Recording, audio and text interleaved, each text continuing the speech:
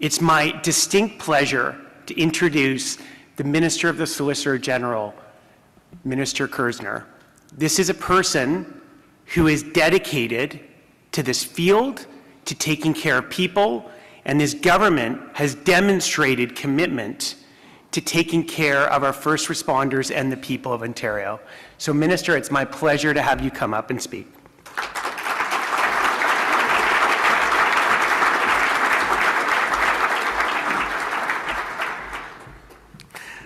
Good morning, and thank you, Dante.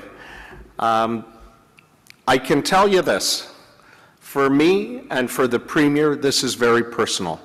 And you have never had a government, and I say this all the time, we've never had a government in my generation that is more committed to the welfare of our public safety than the present government led by Premier Doug Ford. And thank you. And it's a great honor. It's a great honor to help him and Minister Tabolo and Minister Jones and the other people who work hard each and every day at the Ontario Legislature as part of our government to send a message that our public safety matters. And I'll tell you something else. It's not only that our public safety matters, but that we have the backs of everyone that keeps us safe.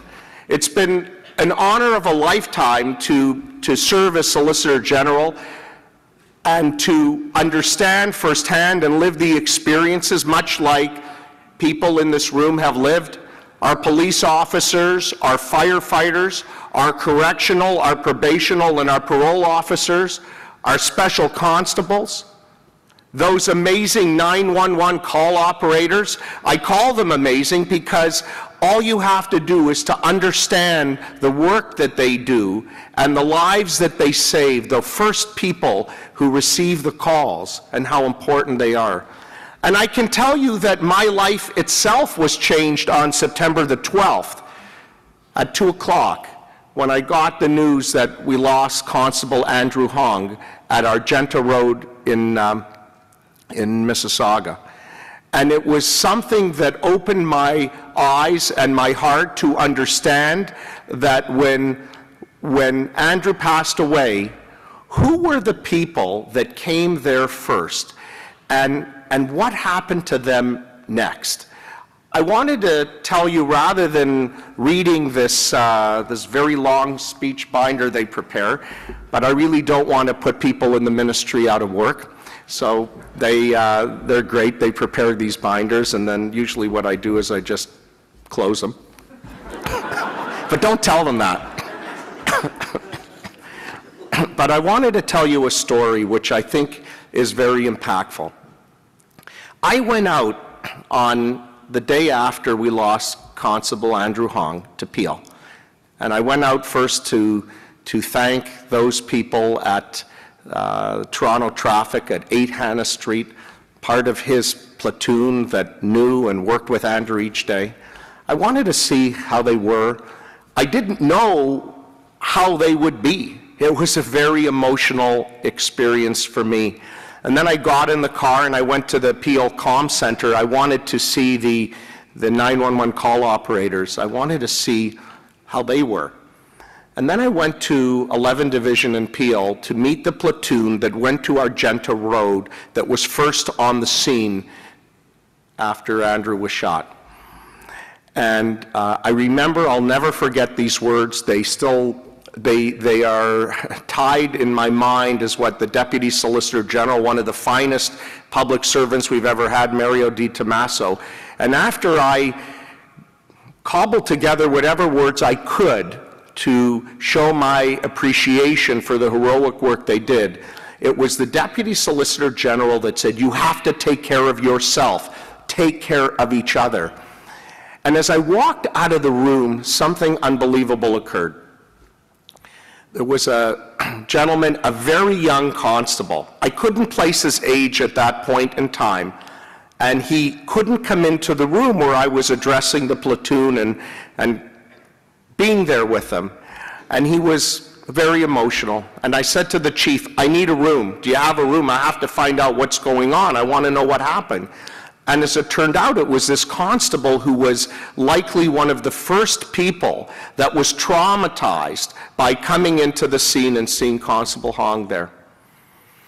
And I realized at that moment, as you will talk about during this conference, that there is a fierce urgency of the now, that when people encounter PTSD, situations that they could no way prepare for.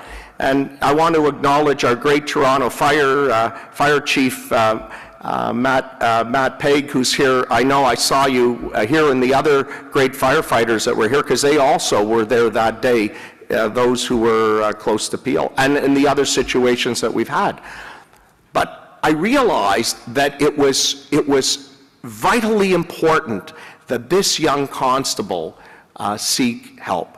And I said to him, I will not leave the Peel station until you tell me when are you going to get help, and it has to be now. And not only did he end up doing it, and not only have I spoken to him every single few weeks since September the 12th, and he's been part of my family's life now, and he's adopted me to his family's life as well, I can tell you that I understand that we need to get our first responders help as soon as they need it. And that ties back to this $45 million investment that our provincial government is making and committing to. In fact, the Premier, in my earliest days, introduced me to the leadership at the Runnymede Center, and they said, look, we have this plan on the drawing board. We want to develop this land in Caledon that will be a respite, a place that first responders can go to when they need it, because we have to treat them with the greatest of respect. And as we're navigating all of the challenges that we have to keep Ontario safe, because our government takes it seriously, and we believe we have a right to live safely in our communities, because we have a right to raise our children, we have a right to go to work, we have a right to take, our loved ones to the park, and we have a right to pray. But we are oblivious, most of us are oblivious at the work that the first responders do to keep us safe. Most of us don't understand that when the first responders encounter situations that they need help, then the question we have to ask ourselves is, who is there for them? And that ties back to our government and our Premier and our great Minister of Health and our great Minister of Addictions, Michael Tobolo, our Associate Minister, and myself and our Attorney General, because we understand that there is this fierce urgency. But I can tell you this, and I'll end with this. You have never had a provincial government more understanding, more committed, with an absolute and constant promise that we will do everything we can to ensure that those who keep us safe are treated with the highest degree of respect and dignity.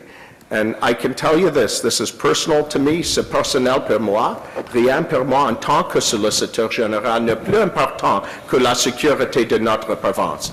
It's not only that the security of Ontario is so important, it's the respect and the help that we have to give those. I could tell you a lot of stories, but all I can say, it's an honor and a privilege to be here today, and we will do whatever it takes to not only keep Ontario safe, but to show respect. And thank you for having me.